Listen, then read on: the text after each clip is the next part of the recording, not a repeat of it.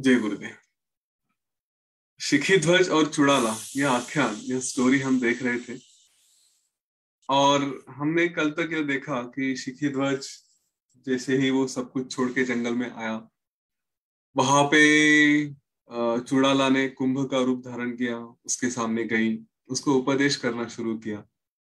उसको पूछा कि उसने अपने जीवन में जो सब कुछ छोड़ के आया था, जो त्याग किया था, वो त्याग उसको जो लग रहा है कितना सच, कितना सत्य त्याग है, और उसने क्या क्या छोड़ना बाकी है। वहां पे हमने चिंतामणि धारण करने वाली या प्राप्त करने का प्रयत्न करने वाले व्यक्ति की कहानी और एक हाथी की भी कहानी हमने कल सुनी। और उस समय चुड़ाला ने, मतलब उस कुंभ ने जो उपदेश किया था, वो सुनते सुनते सुनते शिखी ध्वज में अपने आप में ही काफी परिवर्तन आने लगा। और उस परिवर्तन का परिणाम यह हुआ कि उसके मन की शुद्धि काफी हद तक हो गई और उसको एकदम आनंद प्राप्त हुआ। उसके बाद फिर चुड़ाला ने उसको और कुछ उपदेश किया। अभी यह उपदेश यहाँ पे इस योग वशिष्ठ में इतना लंबा है कि सबके सब अगर बताने जाओ तो काफी समय चला जाएगा। लेकिन उसका सारांश अगर देखा जाए तो वो हम सब जानते हैं। अभी तक हमने जितना भी पढ़ा है, बार बार जो कुछ भी हमने देखा है, वही इसमें कवर किया है। तो मैं जैसे ही इस पुस्तक में दिया है उस तरह से थोड़ा थोड़ा उसका मुख्य मुख्य जो बातें हैं वो लेकर उसको कवर करने का प्रयत्न करता हूँ। इसमें और एक दो छोटी सी घटना है, वो भी घटनाएं देखते हैं और फिर उसके ऊपर हम विचार करेंगे। मैं पहले वो सारे पॉइंट्स यहाँ पे, सारी जो छोटी बातें हैं, मुख्य मुद्दे हैं, वो कवर कर लेता हूँ, फिर हम बाकी बातों की तरफ जाएंगे। तो चुड़ाला ने देखा कि यह एकदम स्थिर हो गया है, इसमें अभी उसके मन में कुछ कल्पनाएं शायद अभी नहीं रही है, संकल्पनाओं में ये नहीं फंस रहा है। तो ये शायद और भी उसके बाद का ज्ञान लेने के लिए योग्य है। तो उसको उसने और कुछ आगे की बातें बताई, जो ये सारे क्रिएशन के बारे में है, अपने अस्तित्व के बारे में है, लय के बारे में है, निर्वाण क्या होता है, निर्वाण के बाद फिर ये लोग कैसे जीते हैं। ये सारा सारा अंश उसने चुड़ाला ने अगले कुछ प्रकरणों में दिया है, वो हम देख लेते हैं। शिखी ध्वज को आत्मबोध उसका स्थिर होना चाहिए। उसको यह पता चलना चाहिए कि उसने जो भी देखा है, सोचा है, उसके बारे में उसका विश्वास दृढ़ हो। इसलिए चुड़ाला ने उसको फिर बताना शुरू किया कि ये जो ईश्वर की बातें हम लोग करते हैं, ये ईश्वर मतलब केवल एक जो सत स्वरूप है, चित है, वही एक है, वही शिव है, और कोई है नहीं। लेकिन हम लोग सहसा उसको छोड़ के, उसकी प्रार्थना छोड़ के कहीं बाकी बातों में फंस जाते हैं। और उसी का कारण होता है कि अ, हमारी अविद्या बढ़ती जाती है और हम उसमें ही दुख में फंस जाते हैं। तो कहते हैं कि तुम्हें उस ईश्वर की प्रार्थना करनी चाहिए जिसने जिसको यह परम तत्व कहा जाता है, जिसको सत कहा जाता है, जिसको सत्व कहा जाता है। तो पूरी तरह से अपनी बुद्धि, अपना जो भी तुम्हारी शक्ति है, उसमें लगाओ। मन में ये प्रश्न आ सकता है कि ये बुद्धि भी तो फिर असत्य ही है। तो हमने पहले भी देखा है कि असत्य से ही असत्य को काटा जाएगा, मन से ही मन को काटा जा सकता है। अगर बुद्धि नहीं रही तो इस एक अज्ञानी को फिर क्या विचार करेगा, उसको क्या पता चलेगा कि कैसे विचार किया जाए। ये वही बात होती है। हमने अभी भी अभी तक कई बार ये सोचा है कि सब झूठ है तो फिर क्यों ये ज्ञान पढ़े, सब झूठ है तो क्यों वशिष्ठों को माने, क्यों श्री राम जी को माने। लेकिन जब तक यह विश्वास नहीं होता कि सब झूठ है, तब तक हमें उसी झूठ का आधार लेना पड़ेगा।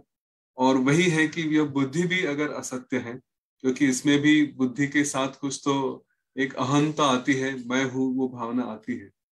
तो क्योंकि बुद्धि मेरी होती है, मेरी बुद्धि और किसी और की बुद्धि अलग अलग है। तो लेकिन उसका आधार तो लेना पड़ेगा। उसके सिवा यह ईश्वरी सत्ता को हम समझ नहीं पाएंगे, उसके सिवा यह अज्ञान हम दूर नहीं कर पाएंगे। फिर अम, चुड़ाला ने, कुंभ रूपी चुड़ाला ने फिर से आगे बताना शुरू किया कि यह सब जगत जो देख रहे हो यह केवल एक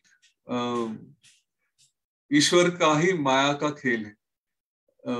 इसका उदाहरण मैं आज थोड़ी देर में दूंगा। मुझे अगर मैं भूल गया तो मुझे वो आईने का उदाहरण पे बता देना। दर्पण के बारे में बात करेंगे कि जिसमें उसने अपने आप को ही निर्माण किया अपने ही मन से। वो जो सारा क्रिएशन सीक्वेंस ऑफ क्रिएशन था उसकी जो बात हम कभी करने वाले थे वही किया कि क्या क्या निर्माण किया उसने। अपने आप को ही अलग समझा, अपने आप से ही सब कुछ देखना शुरू किया और वही देखते देखते देखते देखते ये सारा प्रपंच खड़ा कर दिया। इसी ने फिर हमारे सारे अस्तित्व के स्तर लेकर आए। चाहे हमारा जीव है, हमारा अहंकार है, हमारी बुद्धि है, स्मृति है, हमारा मन है या शरीर है या इंद्रिय है, सब कुछ वही अपने आप को ही बदल कर सामने लेकर आता है और वही सारी शक्तियों से अलग अलग रूप से हमें दिखाई देती है। और यही जो हमारी भावना होती है कि हम अलग हैं, हम अपने आप को अलग समझना शुरू करते हैं। वही भावना अगर वैसे ही रही, वही वासना हमारे मन में वैसे ही रही, तो जब यह सब कुछ समाप्त हो जाता है तो उस समाप्ति के समय यही वो बीज रूप से अपने आप में रहता है। और जब फिर से कुछ नया क्रिएशन शुरू हो जाता है तो यही बीज वही वासनाएं लेकर फिर से अपने जीव को आगे लेकर आते हैं। इसलिए यहाँ पे चित्त के बारे में भी कहा है कि जो चित्त है उसी के साथ उसकी वासनाएं होती है। चित्त का नाश किया तो फिर सब हमने छोड़ दिया, लेकिन अगर चित्त का नाश नहीं हुआ तो हम फिर से उसमें फंसेंगे, उसी में उलझेंगे। तो कहते कि यह सब कुछ जो भी है यह केवल उस ब्रह्म से ही बनाया है, ब्रह्म में ही है और उसका स्वरूप भी ब्रह्म में ही है। कोई भी यहाँ पे कुछ अलग है ऐसा नहीं है, सभी को एक ही समझो। तो इस पर उन्होंने कुंभ ने फिर से आगे बताया कि इसको नष्ट कैसे किया जाए, उसका निर्माण किस तरह से हो सकता है। तो निर्वाण का स्वरूप यही है कि अपने ज्ञान से, अपने अभ्यास से यह समझे कि ये केवल दृश्य है, जो भी बनाया गया है वो दृश्य है, उसी में मैं फंसता जाता हूँ। और इसी का स्वरूप है कि ये मैं अपने आप को कुछ समझकर अपनी वासनाएं बनाकर अपने आप को फिर बार बार जन्म और मृत्यु में लेकर आता हूँ। इससे मुक्ति का अगर एक टेस्ट लेना है, अगर एक निर्वाण का अनुभव करना है, तो जो दृश्य दिख रहा है इस बात को गौर से देखे समझे कि जो भी दृश्य देख रहे हैं क्या उससे मेरे अंदर कुछ हो रहा है। हम बार बार उस बाहर के दृश्य को देख के अपने आप को फंसाते हैं। तो जरा देखे कि कुछ देखा तो कितना मेरे अंदर असर हुआ, क्या परिणाम हुआ। यह सब एक बार देखा जाए तो फिर समझ में आएगा कि हाँ मैं निर्माण में हूँ, मैं उलझ रहा हूँ या फिर नहीं, उससे मुझ पर कोई असर नहीं होता। क्योंकि दृश्य की इंद्रियों का खेल है, आंखों से दिखाई देता है, लेकिन मेरे अंदर कुछ होना नहीं चाहिए। मैं अपने अंदर स्थिर हूँ क्योंकि अपने अंदर ही मैं पूरी तरह से स्थित हूँ। जब यह भावना हो जाती है, जब यह हमें समझ में आता है, तब कहते हैं कि उसी को निर्वाण कहते हैं, वही निर्वाण की स्थिति होती है। और जो ज्ञानी होते हैं उनका चित्त इस समय स्थिर होता है, ना उनके चित्त का उदय होता है ना अस्त होता है। और चित्त का उदय अस्त मतलब ही कि उसके साथ वासनाएं आना या नहीं आना। वासना हर प्रकार की हो सकती है, जिसमें हमें क्रोध भी हो सकता है, जिसमें हमें मोह भी हो सकता है, ये सारी बातें हो सकती है। तो उससे छूटे वो ज्ञानी, उसका फिर चित्व मतलब सत्व हो गया। और जो उसमें फंस जाता है उसका चित्त, फिर वो चित्त रहा जाता है, उसको फिर सत्व नहीं कहते। अब यह ब्रह्म जो है उसको फिर वो नाम रूप रहित कैसे है, ये भी यहाँ पे चुड़ाला ने शिखित ध्वज को बताया कि कह रहे हैं कि ये सब जो क्रिएशन है, जिसको हम कह रहे हैं कि ये सब कुछ सत्व है, यह ही सब कुछ है, तो उसको फिर अगर वर्णन किया जाए कि हाँ इसका नाम क्या है, इसका रूप कैसे है, तो वो बताती है कि इसको कोई नाम नहीं, रूप नहीं। किस नाम से बताए, किस रूप से बताए कि जहां पे शब्द ही नहीं है। और शब्द मतलब वर्णन करने के लिए शब्द नाम की कोई संकल्पना ही नहीं। हमने देखा था जब ये पंच तन्मात्र आए थे तो वहां पे शब्द तन्मात्र पहले आया, क्योंकि कुछ सुनना है। शब्द ये साउंड से रिलेटेड है, लेकिन वो एक कंसेप्ट से भी रिलेटेड है कि अगर कुछ हमें वर्णन करना है तो क्या करें, उसके लिए कुछ शब्द तो चाहिए। ध्यान में भी हम जब बैठते हैं, ऐसी अवस्था में बैठते हैं कि धीरे धीरे मन के सारे विचार ही रुक जाते हैं।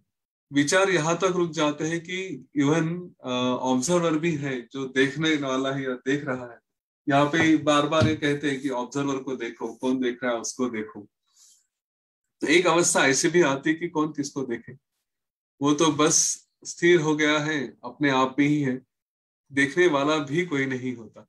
और इसलिए कुछ, क्योंकि देखेगा तो ऑब्जर्व करेगा, ऑब्जर्व करेगा तो नोट करेगा कि ये ऐसा है वैसा है, पर यहाँ पे तो शब्द भी नहीं रहते कुछ बोलने के लिए, शब्द नाम की संकल्पना भी नहीं रहती।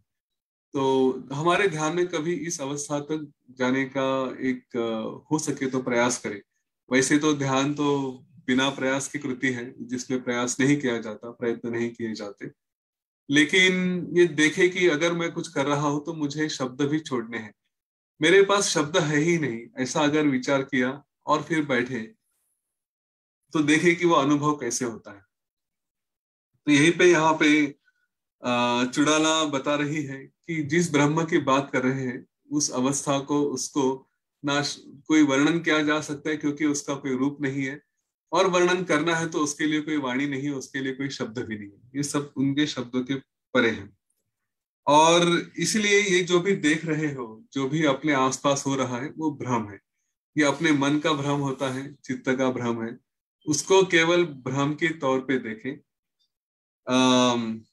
और फिर देखे कि क्यों देख रहे हैं। ये बार बार गुरु जी से भी कभी प्रश्न पूछा गया कि ये सब क्यों होता है, तो कहते हैं ये तो खेल है, इसीलिए इसको यहाँ पे चिद विलास कहा है। मेरे ही चित्त का जो मेरा मूल स्वरूप है, उसने ही रचाया हुआ ये सारा खेल है। तो उसको फिर भोग है, उसको एक केवल एंजॉय करने के लिए देखना चाहिए। जो भी आ रहा है उसमें केवल जैसे कोई मैच देखते हैं, कोई शो देखते हैं, तो हम उसमें एंजॉय करते हैं, चाहे वो नेगेटिव हो चाहे पॉजिटिव हो, उसको देखते देखते हम उसमें उलझने के बदले अगर केवल एंजॉय करने के एंगल से देखें, तो यहाँ पे कहते कि हाँ, इसको केवल एंजॉय करो, वो एक केवल चिद विलास है, उस दृष्टि से देखो। इस तरह से चुड़ाला ने जब उसको ज्ञान की ये बातें बताई, तो उसमें कुंभ, ये जो शिखित ध्वज था, उसकी अवस्था एकदम स्थिर हो गई।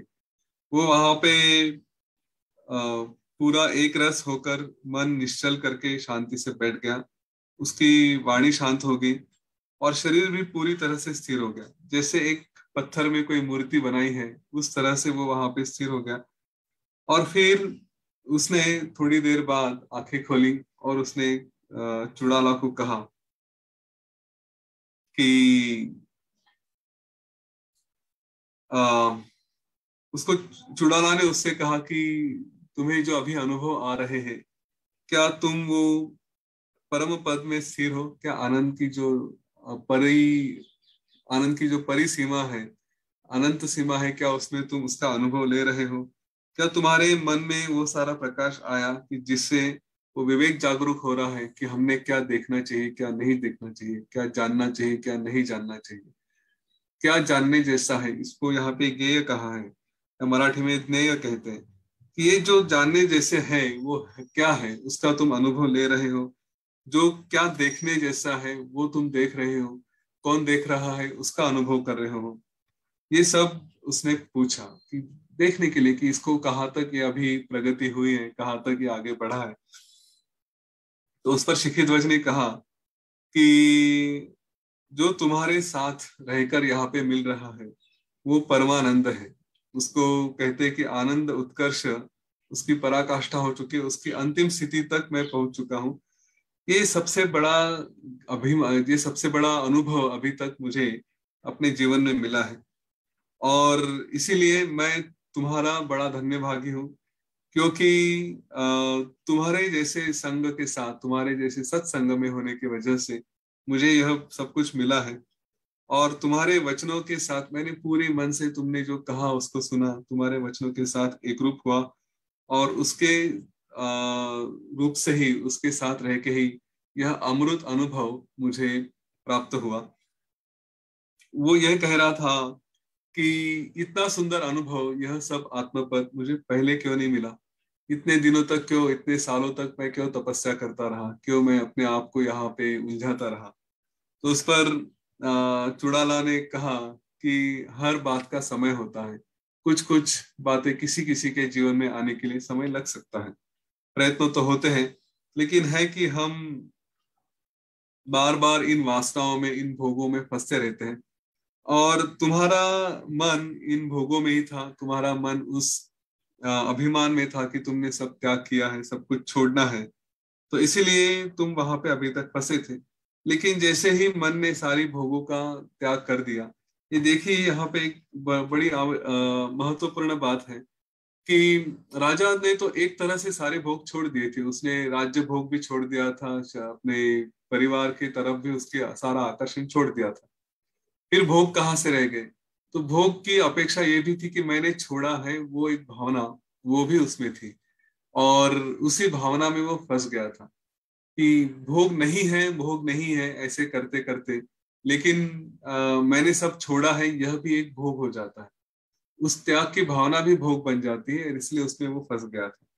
तो कहते कि ये तुम्हारे सारे भोग अभी जब चले गए, जब मन शांत हो गया, तो उस समय जो भी हमारे गुरु होते हैं, उनके निर्मल वचन हमारे मन में आसानी से आ जाते हैं।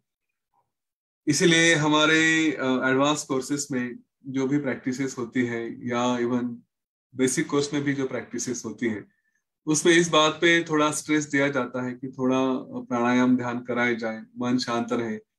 क्रिया के पहले कुछ नॉलेज पॉइंट्स भी लिए जाते हैं, जिसमें हम इस असत्यता को समझे जीवन के, यहाँ पे जो भी हम अटैच होते जाते हैं, आनंद कहाँ ढूंढते हैं, उन सारी बातों से छूटे, ताकि एक बार मन स्थिर हो गया, शांत हो गया, थोड़ा वैराग्य आ गया, तो उसके बाद फिर गुरु वचन या जो भी प्रोसेसेस हैं, वो हमारे ऊपर ठीक से परिणाम कर सकते हैं।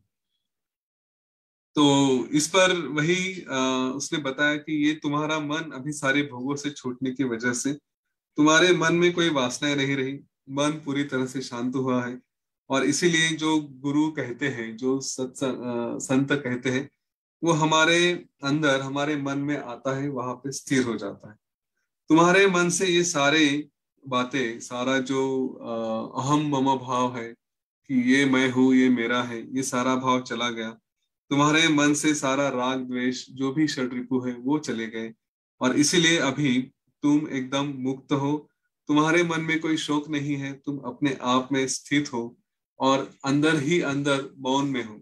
इसीलिए तुम्हारा ये जो हमने पहले कभी सुषुप्त मन के बारे में बात की थी, वही कि तुम्हारा अभी इंद्रिय और मौन दोनों का मौन हो चुका है, इसलिए तुम मौनी हो गए हो।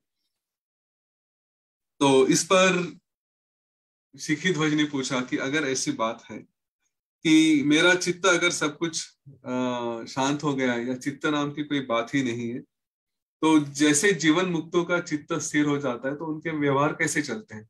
स्वाभाविक है, हमें कुछ करना है, अपने कार्य करने हैं, तो मन तो एक्टिवेट होना चाहिए, क्योंकि मन ही शरीर को हिलाएगा। मैंने अगर खाना खाना है, तो मेरा मन कहेगा कि जाओ खाना खाओ, उसके बाद फिर मैं खाना खाना शुरू करूंगा। तो इतनी सिंपल सी बात होती है। तो जब चित्त ही नहीं रहा, मन ही नहीं रहा, तो फिर व्यवहार कैसे होते हैं इन लोगों के? तो उस पर चुड़ाला कहती है कि जो पुनर्जन्म के लिए कारण होते हैं, उस वासना को, कि जो कुछ चाहती है, वासना का इंग्लिश में थोड़ा सही शब्द आया है, वो कहते हैं कि डिजायर्स, कि मुझे कुछ चाहिए, ये होना चाहिए, वो होना चाहिए, ये जो डिजायर्स है, ये जो वासनाएं होती है, वही चित्त के रूप में कारण होती है। उसी की वजह से पुनर्जन्म के लिए लोग कारण हो जाते हैं, उसी की वजह से पुनर्जन्म होता है। तो बताते ही है कि ये जो वासना होती है, हमने पहले भी देखा है, दो तरह की वासना है, एक शुद्ध वासना है, एक अशुद्ध वासना है।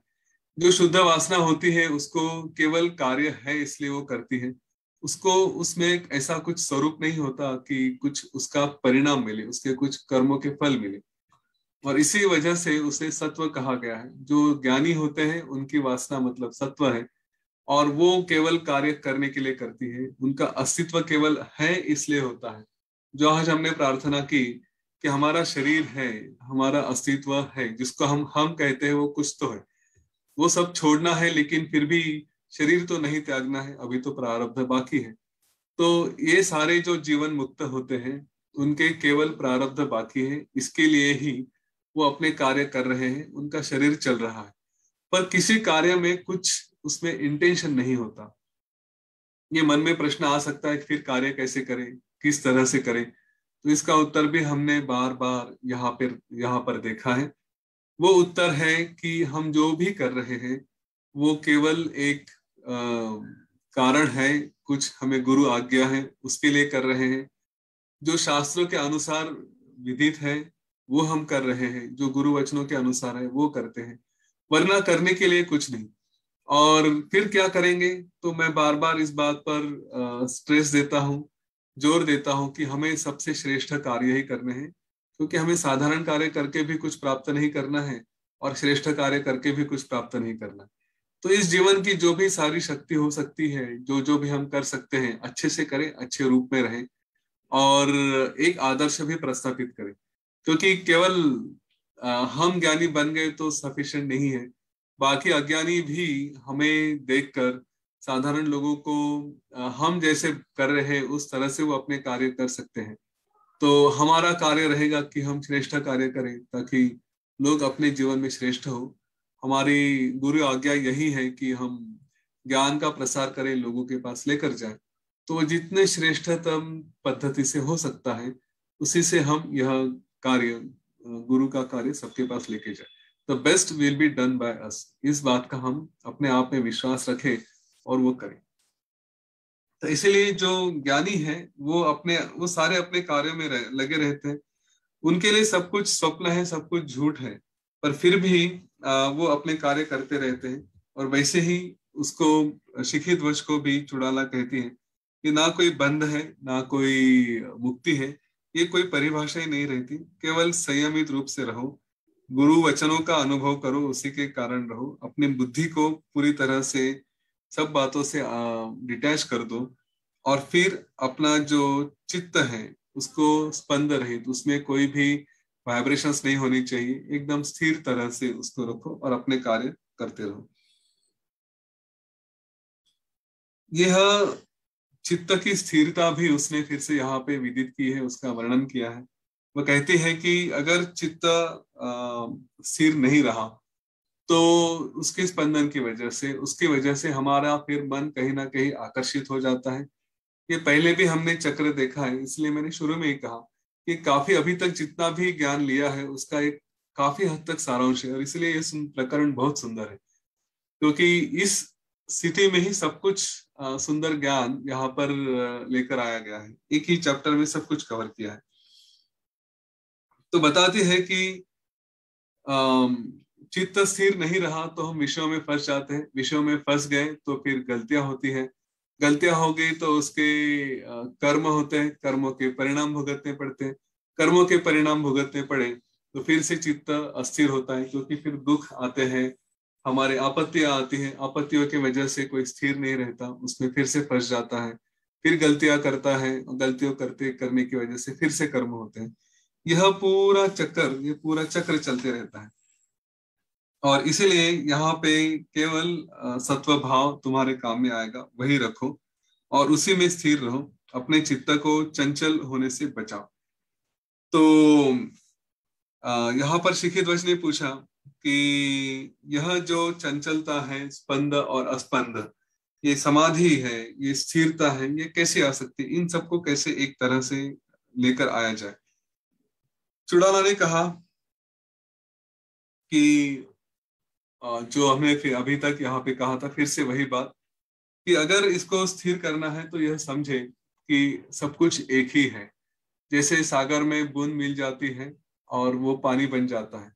सागर में ना कोई लहर है, क्योंकि लहर हम देखते हैं वो केवल एक थोड़ी देर के लिए उसका अस्तित्व आता है और फिर से चला जाता है। तो वैसे तो वह सागर ही है, लेकिन लहर को हम सागर नहीं कह सकते, पर लहर को लहर भी अलग से निकाल कर नहीं रखा जा सकता, वो केवल उसका ही रूप होती है। तो वैसे ही यह सब कुछ जो देख रहे हो वो सब एक है, यह समझो। यहाँ पे देखने लायक ऐसा कोई दृश्य नहीं है, जिसको भी देख रहे हो उसको केवल एक समझो, अपने आप का ही रूप समझो। अगर ऐसा समझते हो तो फिर ना कोई दृश्य है ना कोई शब्द है उसके लिए, केवल एक ब्रह्म चिन्मात्र शुद्ध सत्य, यही एक है यहाँ पे, उसके सिवा और कुछ नहीं। उसी से सब कुछ निर्माण हुआ है, उसी में सभी बातें, सभी का लय होने वाला है, मतलब वो उसी में सब समा जाने वाले हैं। तो फिर क्या, किस बात की वजह से हमारे अंदर वो स्पंद हो जाए, ऐसा कुछ कारण ही नहीं बनता। और वही स्थिति कि जहां पे हमारे अंदर कोई कुछ ये भावना ही नहीं है कि कुछ अलग है, हम सब, सब कुछ ये मैं ही हूँ, एक रस ही है, मेरा ही रूप है। तो फिर हम किसी बात की वजह से कुछ दुख होने का कारण नहीं होता। जैसे अपने हाथ के रंग को देखकर, रेखाओं को देखकर अगर समझ नहीं रहे तो हमें कुछ अपने आप में परिणाम नहीं होता। ये हाथ देखा, निर्विकारता से देखा, अच्छा है, ठीक है, कुछ हमें उसका उसका परिणाम नहीं होता। वैसे ही अगर हमने थोड़ा इस शरीर के बाहर कुछ देखा तो भी उसका परिणाम नहीं होना चाहिए। हम बार बार, योग वासिष्ठ हमें इस बात को कहा गया है कि हम अपने आप को, इस शरीर को कुछ समझते हैं, मैं मतलब यह शरीर, ये भावना बहुत ज्यादा दृढ़ होती है। इसलिए इस शरीर के बाहर कुछ भी है तो हम उससे अटैच हो जाते हैं या उससे भागना चाहते हैं। किसी को देखेंगे तो इस शरीर के बाहर है इसलिए क्रोध आता है, किसी को देखेंगे, किसी वस्तु को देखेंगे तो शरीर के बाहर है इसलिए उसके साथ हम जुड़ जाते हैं। अगर हमारा ही अस्तित्व हमने शरीर छोड़कर थोड़ा और फैला दिया, आजू बाजू देखने लगे, तो जो भी देख रहे हैं वो अपना ही स्वरूप है। यह बात जब हम समझ जाते हैं तो फिर हमें किसी में उलझने की या किसी के साथ क्रोध होने की आवश्यकता नहीं है।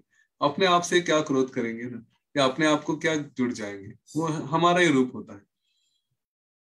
तो यह शिखी ध्वज को चुड़ाला बता रही थी, और फिर कहा कि इसको पाने का, पाने की जो मार्ग है वो वही है कि जहाँ पे हम सत्संग में रहे, सत्पुरुष के साथ रहे, सत्शास्त्र के साथ रहे, उसका अभ्यास करें। उसका अभ्यास करते करते हमारा चित्त शांत हो जाता है, वो निर्मल हो जाता है। हम में से कई लोग इसका थोड़ी देर के लिए ही सही लेकिन अनुभव कर रहे हैं कि इतने दिनों तक, आज 65वां दिन है, बार बार बार बार वही वही बातें सुन रहे हैं, तो हमारा मन भी स्थिर हो रहा है। और मन स्थिर होने की वजह से चित्त का जो स्पंद होने वाला है, मतलब वाइब्रेशन से मन कहीं तो इधर उधर उलझ जाता है, तो वो थोड़ा शांत होने में मदद हो रही है, वो थोड़ा कम हो रहा है। वो कह रही कि ये जो अनुभव है ये बताने जैसा नहीं है, इसके बारे में कोई आकर बताए या हम वर्णन करें ऐसा नहीं है। जो केवल अनुभव करते हैं उनके सामने ही ये आके अपने आप आ जाता है। उसके लिए किसी को अलग से मुझे ये चाहिए या वो चाहिए ऐसे प्रयत्न करने की कोई आवश्यकता नहीं होती। और इसीलिए वो राजा को कहती है कि इस तरह अपने अंदर में ही यह जगत कैसे आता है, कैसे यह विलीन होता है, ये देखो। निर्विकार होकर केवल आत्म तत्व के साथ जुड़ जाओ, उसी में एक रूप हो जाओ, और अभी अपने आप में अनुभव लो, अपने आप में समाधि लो। और यहाँ पे चुड़ाला कहती है कि अभी मुझे फिर से यहाँ से वापस जाना चाहिए, क्योंकि पर्व काल आ रहा है, स्वर्ग लोक में सारे लोग इकट्ठा आते हैं, नारद मुनि वहां पे इंद्र सभा में आएंगे, और अगर मैं वहां पे नहीं रहा तो उन्हें थोड़ा दुख होगा। और हमने ऐसा कोई कारण नहीं बनना चाहिए, कोई कारण नहीं करना चाहिए कि हमारी वजह से हमारे ज्येष्ठों को कुछ दुख हो, उनको हम कोई उद्वेग ना दे, हम शांति से रहें। तो मुझे अपने कर्तव्य करने हैं, इसलिए मैं वहां पे जा रही हूँ, मैं जा रहा हूँ, तुम अपने आप में स्थिर रहो। यह सुनकर जब शिखी ध्वज उसको प्रणाम कर ही रहा था तो कुंभ वहां से चला गया। शिखी ध्वज ने सोचा कि कितना भाग्य है मेरा कि एक साधारण राजा जो यहाँ पे 18 साल तक इधर बैठा हूँ, और मेरे जीवन में इस जंगल में कोई नहीं था। आकाश मार्ग से यह कुंभ आया, देवपुत्र आया, और इसने मुझे इतना सारा ज्ञान दिया, इस चक्कर से मुझे बाहर निकाला। अभी मैं इसी आनंद में हूँ, वो परम आनंद का मैं अनुभव ले रहा हूँ। ना मुझे किसी बात की इच्छा है, मैं केवल यहाँ पे शब्द का प्रयोग किया है स्वात्माराम, मतलब मैं अपने आप में ही स्थिर हूँ, आत्माराम ही हूँ। और इस तरह से वो राजा सचमुच पूरी तरह से वासना शून्य हो गया, स्थिर हो गया। उसने कोई मनन भी करने जैसी बातें नहीं रही कि किसके ऊपर विचार किया जाए, अपने आप में स्थिर होकर निर्विकल्प समाधि में बैठा रहा। इस तरह से काफी समय तक राजा उधर बैठा रहा। चुड़ाला वहां से गई, अपने राज्य में आई, वहां कुछ समय तक उसने अपना कारोबार देखा और फिर से वापस वो यहाँ पर राजा को देखने के लिए आई कि क्या ये सचमुच अभी स्थिर हुआ है कि किस तरह से बैठा है। आकर उसने उसको उठाने का प्रयत्न किया, सिंहनाद किया, आवाज की, लेकिन राजा बिल्कुल हिला नहीं। उसके शरीर को भी हिलाया, फिर भी राजा में कोई परिणाम नहीं हुआ। तो इसने देखा चुड़ाला ने कि ये तो एक तरह से मुक्ति की अवस्था में है, लेकिन अगर ये ऐसे ही बैठा रहा तो हो सकता है कि इसका शरीर समाप्त हो जाए। इसके अगर प्रारब्ध बाकी है तो इसको फिर अपने कार्य करने पड़ेंगे, वरना ये शरीर यहाँ पे ही समाप्त हो जाएगा। इसीलिए उसने उसके अंदर जाके उसका जो सत्व रूप मन बाकी है वो है कि नहीं, यह देखने के लिए उसके अंदर में प्रवेश किया, उसके शरीर का तापमान देखा तो पता चला कि ये स्थिर है, ये अभी भी इसमें जीवन है। और इसलिए उसने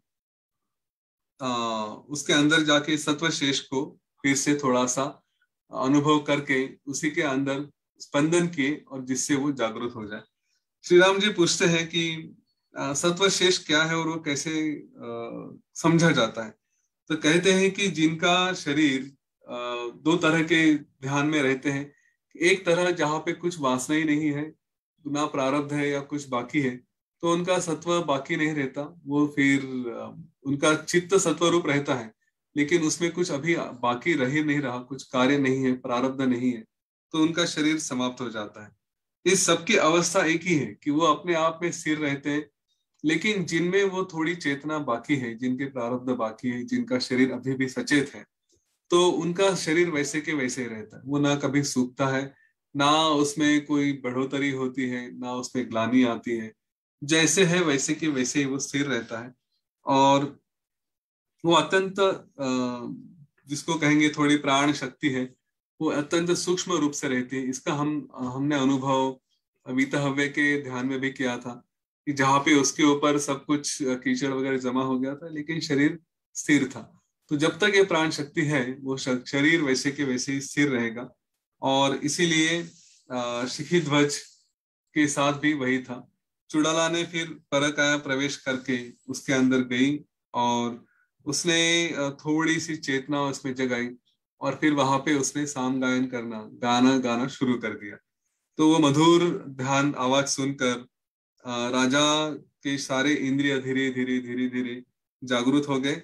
और फिर उसने देखा कि उसके सामने ही वह कुंभ है। उसको कुंभ कर देखकर उसको बड़ा आनंद हुआ और उसने कहा कि देखो मेरे भाग्य कि आप हैं। बहुत कम लोगों को जीवन में सत्संग मिलता है, आपके जैसा भाग, आपके जैसा कुछ मिल जाता है। और इसीलिए मेरे लिए स्वर्ग सुख भी एकदम झूठ है। कुंभ ने भी वही कहा कि हे राजा, तुमको जब छोड़ के गया तो मुझे तुम्हारी ही याद सतत रह आती थी और मैं अपने आप में बड़ा आनंद में था, तुम्हें मिस कर रहा था, लेकिन यहाँ पे आया तो तुम्हारा प्रेम ही मुझे यहाँ तक लेकर आया है। मैं साथ हमेशा तुम्हारे साथ रहना चाहता हूँ। तुम्हारे जैसा मित्र मुझे कोई और नहीं, तो क्या तुम मेरे मित्र बन सकते हो? तो यह देखकर शिखी ध्वज, ये सुनकर शिखी ध्वज को भी बड़ा आनंद हुआ और उसने कहा कि मेरे सारे पुण्य आज यहाँ पे आए हैं और मैं अभी तुम्हारे मित्रता का स्वीकार करता हूँ। ये मेरा भाग्य है कि तुम्हारे जैसा मित्र है। और इस तरह से दोनों जीव बड़े प्रेम में एक दूसरे के साथ रहे, काफी जगह विहार किया। और इस तरह से करते करते करते फिर एक दिन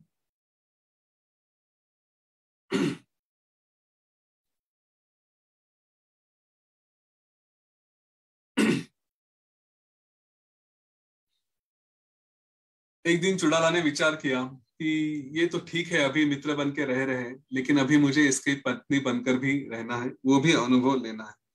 तो उसने फिर एक दिन कहा उससे, चुड़ाला ने कहा शिखिध्वज से कि अभी ये चैत्र मास का कार्यक्रम होने जा रहा है और मुझे वहां पे स्वर्ग में जाना है। मैं सुबह जाता हूँ और शाम को वापस आ जाता हूँ, तो मुझे उतनी अनुमति दे दो। और वो सोच ऐसा कहकर चुड़ाला वहां से चली गई जो कुंभ रूप में थी। और वहां पर जाने के बाद फिर से शाम को आई, और शाम को आने के बाद उसने अपना मुंह एकदम से ऐसा लटका दिया था, एकदम मुंह छोटा कर दिया था, ऐसा लग रहा था कि बड़े दुख में है करके। तो शिखिध्वज ने उसका हाथ पकड़कर बिठाया, कहा कि क्या हुआ कुंभ, तुम तो ज्ञानी हो, तुम्हें दुख होने का कोई कारण नहीं है। अगर तुम दुखी होगे तो बाकी लोगों को क्या हम बताएंगे। तो उस पर चुड़ाला ने, मतलब कुंभ ने कहा कि हे राजा, सब तो सही है लेकिन नियति को कोई टाल नहीं सकता। जीवन में कुछ कुछ बातें होती हैं, सुख दुख तो सबके जीवन में आते हैं। तो मेरे साथ भी कुछ ऐसा ही हुआ है। मैं जब आकाश मार्ग से आ रहा था तो मैंने देखा कि उधर से दुर्वास ऋषि आ रहे थे। अलग अलग तरह के कपड़े वगैरह पहने थे, हाथ में कंकण थे, मालाएं थी, कुछ नीले रंग के वगैरह ऐसे वस्त्र धारण किए थे। तो मैंने उनसे उन्हें प्रणाम किया और उनसे ही सहजता से कह दिया कि आप एक सुंदर स्त्री की तरह लग रहे हो। तो उस पर उन्हें क्रोध आया और उन्होंने फिर मुझे शाप दे दिया कि तुम मुझे स्त्री कह रहे हो, तो इसके बाद तुम भी शाम को मतलब शाम होते ही तुम भी स्त्री हो जाओगे और दिन में तुम पुरुष रहोगे, तुम्हें ये शाप दिया जाता है। जो इस बात से एक छोटी सी टिप देना चाहूंगा कि कभी भी जो बहुत बड़े लोग होते हैं उनके सामने ज्यादा बातें नहीं करनी चाहिए। पता नहीं किस एंगल से क्या ले ले, अपने आप में अपने स्ट्रेस में रहते हैं, हम कुछ आसानी से ऐसे ही कहे जाते हैं लेकिन वो उसको निगेटिवली ले सकते हैं। तो खाली खाली प्रणाम करके निकल जाना, ज्यादा बातें, ज्यादा मुंह नहीं खोलना। इस बात का एक छोटा सा संदेश यहाँ पे है। और इसके लिए अभी कुंभ ने कहना शुरू किया, अब ऐसा है तो फिर मैं कैसे अपने पिता के सामने स्त्री रूप धारण करके जाऊं, गुरुजनों के सामने कैसे स्त्री रूप में जाऊं, वो लोग क्या कहेंगे। मेरे लिए तो अभी कहीं मुंह दिखाने लायक परिस्थिति नहीं रही। तो उस पर शिखिध्वज ने कहा कि उसमें क्या है, शरीर तो हम है नहीं, तो इसके कोई भी रूप हो जाए, इस शरीर के साथ कुछ भी हो जाए, इसमें इतना दुख करने जैसी क्या बात है। तुम तो ज्ञानी हो, तुम ये समझते हो, तो तुम यहीं पे रह जाओ, कोई फर्क नहीं पड़ता। और मेरे लिए तो तुम्हारा शरीर कोई ऐसी वासना या ऐसी कुछ है नहीं, तो मेरे लिए तो तुम मित्र ही हो, हम मित्रता ही में ही रहेंगे, इसमें क्या इतना कौन सी बड़ी बात होगी। और वैसे भी तुम शोक करके दुख करके क्या फायदा होने वाला है, जो है वो तो बदलने वाला नहीं है, तो आओ हम ऐसे ही रहेंगे। तो इसलिए फिर कुंभ ने आनंद से वैसे ही रहना स्वीकार किया। जैसे ही शाम हो गई, कुंभ का शरीर एक सुंदर स्त्री में जिसका नाम था मदनिका उसमें बदल गया। और फिर इस तरह से वो कुछ दिनों तक अलग अलग रहे। फिर से चुड़ाला ने नया नाटक शुरू किया। उसने कहा एक दिन शिखिध्वज को कि देखो शिखिध्वज, मैं तो शाम को एक स्त्री बन जाती हूँ, और फिर मेरा भी मन करता है स्त्री होने की वजह से कि मेरा कोई साथी हो, जिसमें मैं अपना कोई पार्टनर हो, जिसके साथ मैं जीवन बिताऊं। तो मेरे लिए तो कोई और प्रेम करने लायक है नहीं, यहाँ पे केवल तुम ही हो। मैं तुम्हें बहुत मन से चाहता हूँ या चाहती हूँ, तो अगर तुम्हारी अनुमति है तो तुम मेरे साथ विवाह करो। तो उस पर शिखिध्वज ने कहा कि मुझे तो कोई उसमें आपत्ति है नहीं, क्योंकि तुम मेरे लिए एक शरीर हो या एक मित्र हो, ऐसा मेरे लिए कोई उसमें फर्क नहीं पड़ता। शादी करनी है तो भी चलेगा, कोई बात नहीं, हम विवाह करके रहेंगे।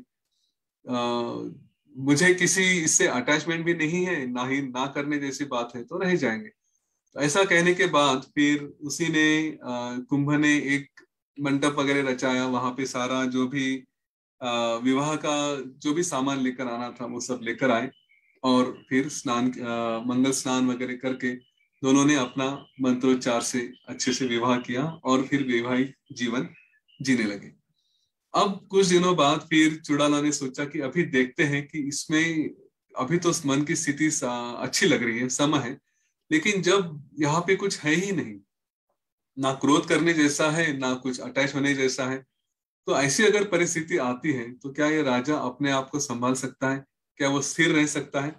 तो चलो इसके कुछ राग और द्वेष ये है या नहीं, इसकी परीक्षा ली जाए। तो उसने पहली परीक्षा ली कि पूरा इंद्र का दरबार उसके सामने खड़ा कर दिया। इंद्र उसके सामने आया और इंद्र ने शिखिध्वज को कहा एक दिन कि महाराज, आप बड़े ज्ञानी हो, आपने बड़ा तप किया है, तो अभी आप स्वर्ग भोग के लिए, इंद्र पद के लिए या मेरे दरबार में आने के योग्य हैं। तो आप मेरे साथ चलिए, वहां पे आप सारे सुख का उपभोग लीजिए। वैसे भी सभी जीव वही चाहते हैं कि उनको स्वर्ग मिले, उसको उनका वहां का आनंद मिले। तो राजा ने उस इंद्र की बड़ी विनम्रता से पूजा वगैरह की, क्योंकि इंद्र था। और उसको बड़ी विनम्रता से कहा कि देखिए महाराज, मेरे लिए तो हर जगह स्वर्ग है। मैं कहीं पर भी जाऊं, आगे मतलब स्वर्ग में जाऊं या पाताल में जाऊं, धरती पे रहूं, मेरे लिए हर क्षण ये स्वर्ग ही है, हर जगह स्वर्ग है, क्योंकि ये केवल मन का खेल है। तो आपका स्वर्ग, आपको धन्यवाद, वो आप ही के पास रहे, मुझे उसमें नहीं आना है। मेरे जब तक प्रारब्ध है तब तक मैं यहाँ पे रहूंगा, और जब ये जीवन छोड़ने का समय आएगा तब छोड़ दूंगा। अभी तो कोई जीवन त्यागने का समय आया नहीं है। तो आप कृपया लौट जाइए, मुझे आपके स्वर्ग में नहीं आना है, उसका कोई आकर्षण नहीं है। और ऐसा कहने के बाद बार बार इंद्र ने समझाया, लेकिन इसने बहुत विनम्रता से बिना क्रोधित हुए उस इंद्र को लौटा दिया। तो चुड़ाला ने देखा कि इसने अपने मन का संयम नहीं खोया है। इन स्वर्ग का लोभ आया, लेकिन ये वहां पर नहीं गया। पर इसने फिर भी इंद्र को भी अपमानित नहीं किया, उसने उसके ऊपर भी क्रोध नहीं दिखाया, ये उसके साथ प्रेम से ही रहा। तो कहती कि चलो एक परीक्षा तो पास हो गई, कि जिसमें कोई अटैचमेंट, कोई अट्रैक्शन उनको अपने समस्थिति से विचलित नहीं कर सकते। तो कहते कि चलो दूसरी देखते कि ये क्या द्वेष इनमें आता है। तो एक दिन चुड़ाला ने, शाम का समय था जहां पर राजा अपना ध्यान कर रहा था, तो उसका ध्यान समाप्त होने के समय चुड़ाला ने वहां पे एक छोटा सा मंडप बना लिया, और उस मंडप में एक सुंदर पुरुष की निर्मित की, और उस सुंदर पुरुष के साथ वहां पर वो एक सुंदर उसने मंचक बनाया, जिसको पलंग कहते हैं, बेड कहते हैं, वो बनाया, बहुत सुंदर वातावरण निर्माण किया। और फिर उस पुरुष के साथ वो रममाण हो गई, उसी में उलझ गई। दोनों का योग वशिष्ठ में न रोमांच पूर्ण वर्णन भी आता है। जैसे हमने कहे 9 रस से यह भरा हुआ है। अगर इस पुस्तक में तो खैर इतना नहीं दिया, लेकिन अगर मूल रूप से योग वशिष्ठ पढ़ा जाए, जो मूल है, उसमें इनके जो रति क्रीड़ा है उसका वर्णन बड़ी रोमांचक तरीके से दिया है। तो यहाँ पे कोई रस योग वशिष्ठ में बाकी नहीं छोड़ा। जहाँ पे दुख है, विभत्स है, हास्य रस है, करुण रस है, सारे रस यहाँ पे आते हैं। तो वैसे ही यह रस भी यहाँ पे आया था। तो उसका वर्णन बड़ी सुंदरता से किया है। और शिखी ध्वज जब अपना ध्यान छोड़कर आने लगा, तो उसने देखा कि ये दोनों एक दूसरे में मग्न हैं। तो उसने कहा कि अगर ये एक आनंद ले रहे तो मैं इनके आनंद में जाने वाला कौन हूँ, मुझे इनके आनंद में बाधा नहीं डालनी चाहिए। ऐसा कहकर वो वापस वहां से मुड़ा और अपने जगह पे जाके ध्यान करने के लिए बैठ गया। चुड़ाला ने ये नोटिस किया कि वो आकर चला गया है, तो तुरंत वहां से उठकर आ गई और राजा के सामने एकदम लज्जा में आकर खड़ी हो गई, सर झुकाकर। कि उसने कहा, देखो मैं एक स्त्री हूँ, और मैं अबला हूँ, मेरा अपने आप पे इतना नियंत्रण नहीं रहा, तो मैं मोहित हो गई और इसमें फंस गई। तो कृपया आप मुझे क्षमा कर दें। तो राजा ने कहा कि देखो, मुझे तो उल्टा दुख हो रहा है कि मेरे वजह से तुम जो आनंद में थे वो आनंद छोड़कर यहाँ पे आना पड़ा। तुम्हारे आनंद में बाधा लाने का मेरा कोई विचार नहीं था, पर ये हुआ तो हुआ।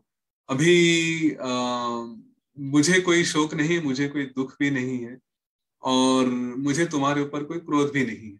तो तुमने अगर ये सब छोड़ के आई हो तो ठीक है, पर साधु वचनों के अनुसार ऐसा है कि अगर तुमने एक पत्नी धर्म का त्याग किया है, किसी पर पुरुष में तुम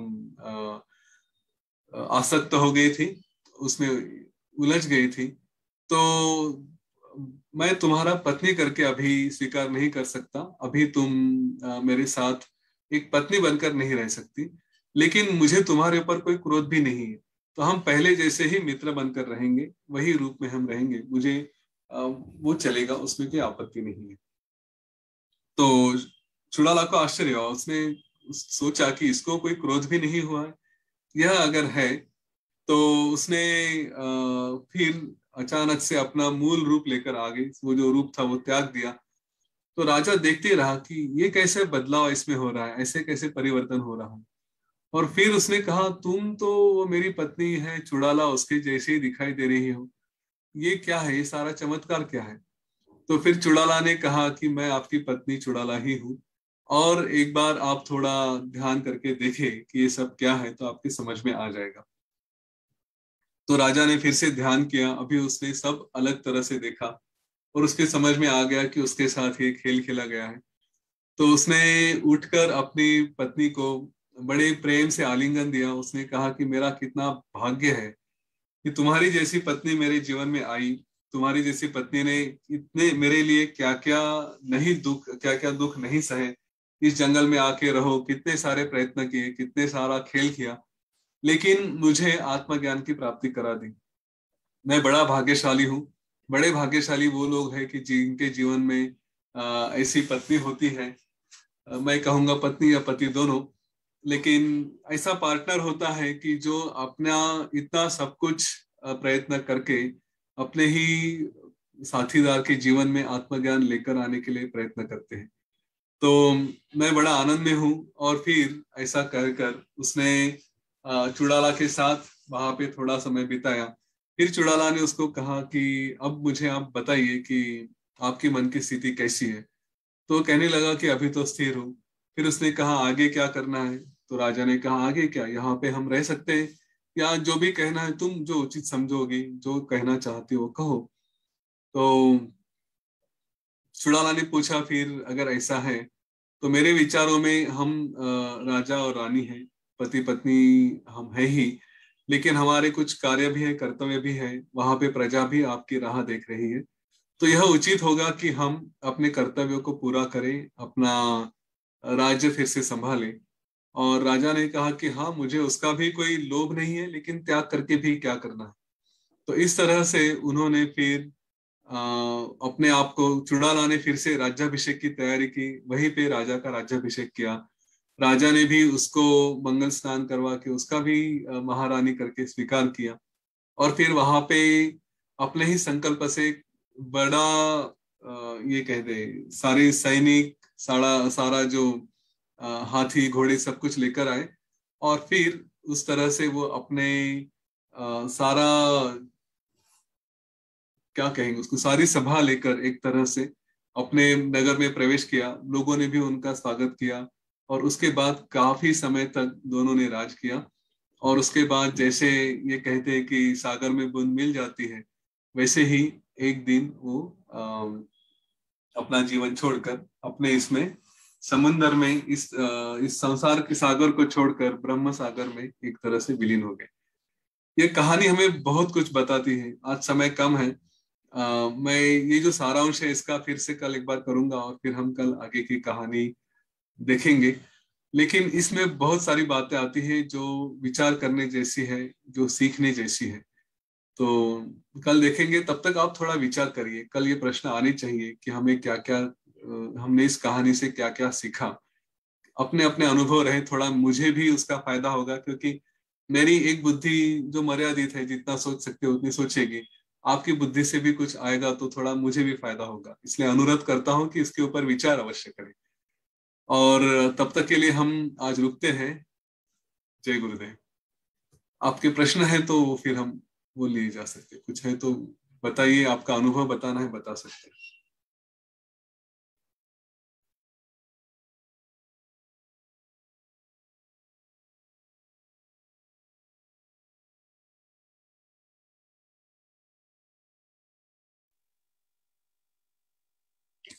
हाँ, एक्सेलेंट भैया। यतीन जी, इतना अद्भुत नॉलेज है ये। पता नहीं, ये बुक मेरे पास कितने सालों से पड़ी है, लेकिन बस मेंटली ऐसा था कि ये बहुत हार्ड है, कुछ समझ में नहीं आता, नीरस है। लेकिन अभी जैसे आपके मुख से सुन रहे हैं तो इतना इजी भी लग रहा है, और अंदर जा भी रहा है, कुछ ना कुछ कुछ फर्क भी आ रहा है। तो लगता है कि वाव, वंडर के सिवा और कुछ और सुबह होते ही जैसे रात से ही हम वो आतुरता रहती है कि कब सुबह होगी और कब सुनेंगे यतीन जी को। तो अभी बहुत बहुत बहुत जैसे मन की स्थिति ऐसे स्वर्ग जैसी लगती है कि वाह कितना हम मतलब, और हमारी कैपेसिटी को हमको पता। गुरुजी भी बोलते हैं मेडिटेशन के यू आर पावरफुल, लेकिन अभी पता चलता है कि हाँ मैं पावरफुल हूँ। ये मैं कौन हूँ, मैं क्या हूँ, वो अभी थोड़ा थोड़ा समझ में आने लग रहा है। तो वो आपकी कृपा से है, और शत शत प्रणाम आपको। पर कल